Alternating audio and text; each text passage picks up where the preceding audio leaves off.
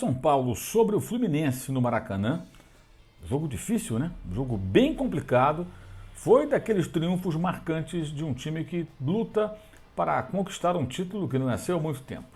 São 12 anos, né, sem ganhar o Campeonato Brasileiro, e desde a última conquista, o tri consecutivo, 2006, 2007, 2008, São Paulo de lá para cá ganhou apenas uma edição da Copa Sul-Americana num jogo que nem terminou contra o Tigre da Argentina e nada mais.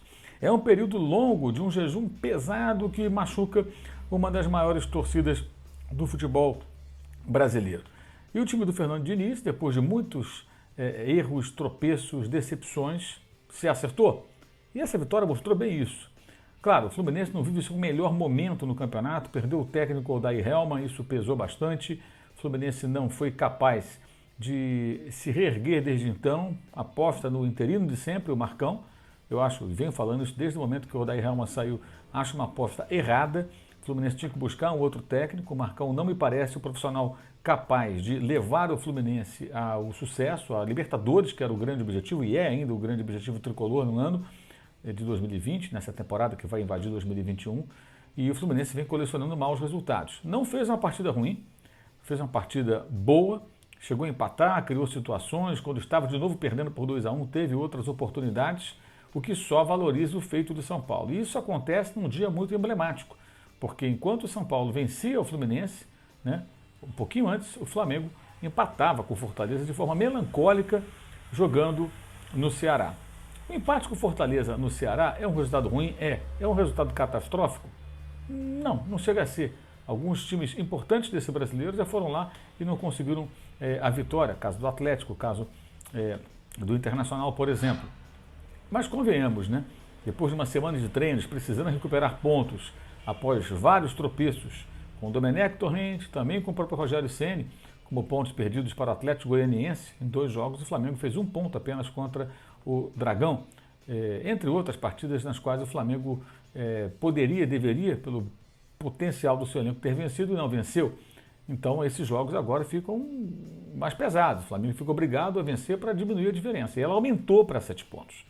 Claro, o Flamengo tem um jogo atrasado, ela pode cair para 4. Tem muito campeonato ainda, não há uma definição. E a Copa do Brasil no meio aí para o São Paulo como uma competição importante que pode, evidentemente, ter influência no andamento do time do campeonato, embora não tenha alterado em nada nessa semana, nem na que passou. Pelo contrário, perdeu para o Corinthians, mas se recuperou bem contra o Atlético, vencendo. Foi derrotado pelo Grêmio, jogando até melhor na quarta-feira, o São Paulo, mas venceu o Fluminense agora fora de casa. Ou seja, o São Paulo tem conseguido lidar até bem até aqui com essa situação das duas frentes, né, da Copa do Brasil e o Campeonato Brasileiro ao mesmo tempo. Mas o fato é, o São Paulo finalmente amadureceu. E aí, diante disso, muita gente vai sempre dizer, acertou porque manteve o técnico. Gente, a manutenção do técnico não é certeza de nada.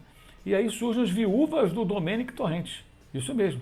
Não, porque com o Dome era melhor, com o Dome o Flamengo criava mais do que cria com o Rogério. Isso me parece muito claro, mas era um time muito vulnerável, muito exposto.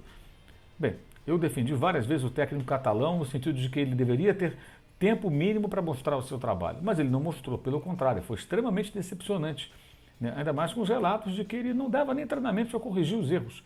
Então era um Flamengo muito equivocado, inclusive nas estratégias que utilizava, especialmente no jogo, por exemplo, contra o Atlético Mineiro, que resultou na sua demissão. A tentativa foi válida, foi trazer um técnico catalão, um técnico que trabalhou muito tempo com o Guardiola, um cara que é conhecedor de futebol, obviamente, mas que no papel de técnico foi uma decepção. E não é porque o Flamengo não está jogando o que se espera ainda, pelo menos, não sei se chegará a isso, com o Rogério Ceni, que o substituiu, que o Dome agora vai ter só virtudes. Não, os defeitos eram graves do time com ele, muito graves, especialmente pela tentativa de mudança muito brusca, né? Sem um tempo mínimo ali para acomodar as coisas em relação à forma como o time jogava. É claro que ia mudar com a troca de técnico, mas não precisava ser uma mudança tão grande. E a manutenção de Fernando Diniz, agora vem dando resultado, mas também não era garantia de nada. O São Paulo, muita pressão foi feita para que ele fosse demitido. Talvez, eu diria, não, talvez não, com toda certeza, a carência de bons treinadores no mercado fez com que o São Paulo fosse levando com o Fernando Diniz e finalmente ele se ajustou.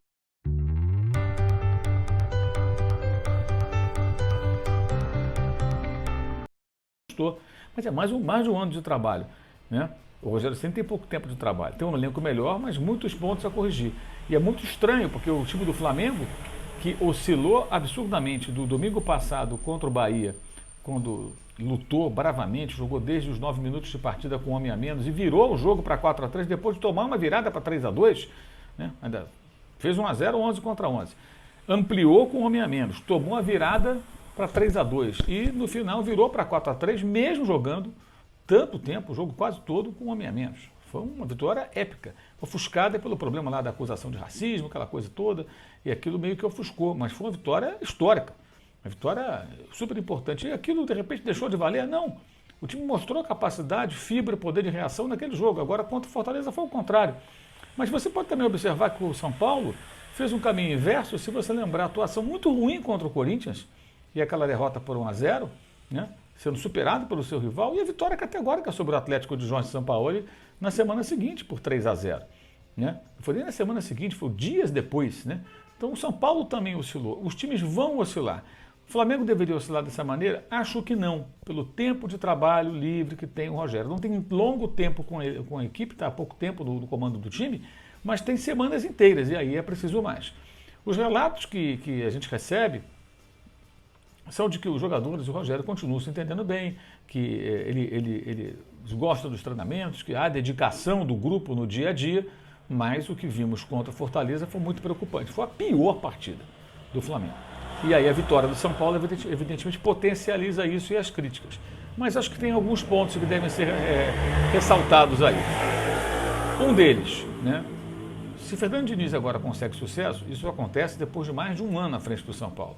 O Rogério está há pouco tempo à frente do Flamengo, então talvez com mais tempo consiga atingir um certo equilíbrio. É preciso esperar mais. Como a gente defendia que o Domi tivesse um pouco mais de tempo, mas chegou um momento que não dava mais, porque não era porque o Flamengo empatava com o Fortaleza, é porque o Flamengo tomava de 3-0 do Atlético Goianiense, de 4-0 do Atlético Mineiro, nesse meio todo 5-0 do Independente Del Valle, 4-1 do São Paulo.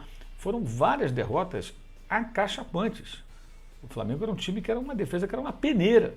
E o catalão não parecia demonstrar capacidade de organizar aquilo minimamente. Não havia saída, a situação ficou insustentável ali, inclusive entre os jogadores e o técnico, não com relação a desentendimentos ligados a relacionamento. Não era isso. Eram desentendimentos com relação a como a equipe deveria se comportar. E o São Paulo também viveu seus problemas com o Fernando Diniz ao longo desse tempo todo. Crises profundas, eliminações recentes esse ano. Para o Mirassol, no Campeonato Paulista, caiu na fase de grupos da Libertadores, nem passou da fase de grupos, sendo eliminado na prática pela LDU, já que o River Plate avançando foi o normal, a briga ali para outra vaga era São Paulo e LDU, e caiu para o time equatoriano, né? E a eliminação depois para a Sul-Americana, em seguida para o Lanús, em casa. Então o São Paulo teve fiascos nessa temporada 2020 pesados, que deixaram o seu torcedor bem irritado. Agora vive um outro momento.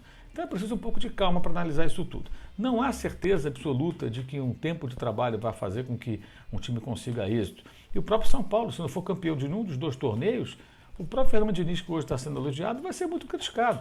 E vai ter gente que vai querer a cabeça dele, vai botar a culpa nele, o que seria uma maldade, porque ele está conseguindo construir um grande trabalho. Com um elenco inferior ao do Flamengo, diga-se de passagem, embora não seja um mau elenco. Mas é inferior, evidentemente, todo mundo sabe disso. O Flamengo tem investimento maior, jogadores de mais qualidade no grupo, no todo. O fato é esse. Viúvas de nome é demais, né? Vamos com calma também. Vamos tentar entender melhor todo esse contexto e observar o que vai acontecer a partir de janeiro no Campeonato Brasileiro, né, com essas equipes que brigam pelas posições mais importantes da tabela, brigam pelo título, e também tem Copa do Brasil aí para encerrar o ano na quarta-feira, dia 30, com